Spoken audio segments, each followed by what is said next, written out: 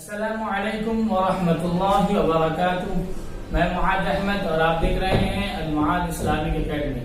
پیارے دوستو، آج کے اس ویڈیو میں ہم آپ کو بتانے والے ہیں مخارج حروف میں فا، قاف، کاف، یہ تین حروف کا مخرج آپ کو بتانے والے ہیں. تو آئیے ویڈیو شروع کرتے ہیں. فا کا مخرج. فا کا مخرج نیچے کے ہونٹ کا تری والا حصہ اور ثنایا علیہ کا کنارہ. یعنی نیچے کے جو ہمارے ہونٹ ہے، یہ جو ہونٹ ہے ہمارا نیچے والا حصہ، اس میں دو حصے ہوتے ہیں. ایک تو وہ ہوتا ہے جو ہمیشہ سوکھا رہتا ہے اور ایک ہوتا ہے جو ہمیشہ اندر کی طرف جو گیلا حصہ ہوتا ہے. تو جو اندر کی طرف گیلا والا حصہ ہے وہ حصہ اور ثنایا علیہ، جیسے کہ میں نے آپ کو پہلے بھی بتایا، ثنایا علیہ اوپر کے دو جو سامنے کے دانت ہیں اسے کہتے ہیں. تو ثنایا علیہ کا جو کنارہ ہے، یہ حصہ، یہ نیچے کے تری والے حصے میں لگے گا تو ادا ہوگا فا. فا. اب دیکھیں قاف.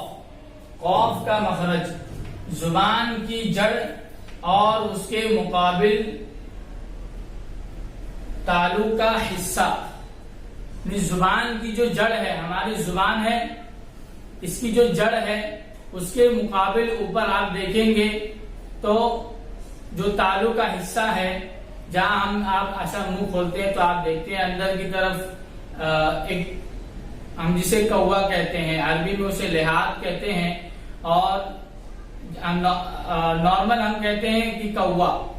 تو جو کوا ہے وہ حصہ زبان کی جڑ سے لگ کر ادا ہوگا قاف. قاف. اور اس کے ادا کرنے میں جو اس کا ساؤنڈ ہے وہ ہیوی ساؤنڈ، مطلب اس کی آواز بہت موٹی ہوگی. قاف. اس طریقے سے ادا کریں گے. کاف کا مخرج. قاف کے مخرج سے ذرا آگے والا حصہ، زبان کی جو جڑ ہے اس کے تھوڑا اور آگے والا حصہ زبان کا، یعنی پونا حصہ آپ لے لیں کہ زبان کی جڑ کا جو زبان ہے اس کے پونا حصہ آپ لے لیں اور اس کے مقابل اوپر کا تالو، ان کے ملانے سے کاف کی آواز آتی ہے. کاف کی آواز وہ کاف باریک پڑا جائے، کاف کاف، اس طریقے سے. تو دوستو آج کے لیے اتنا ہی.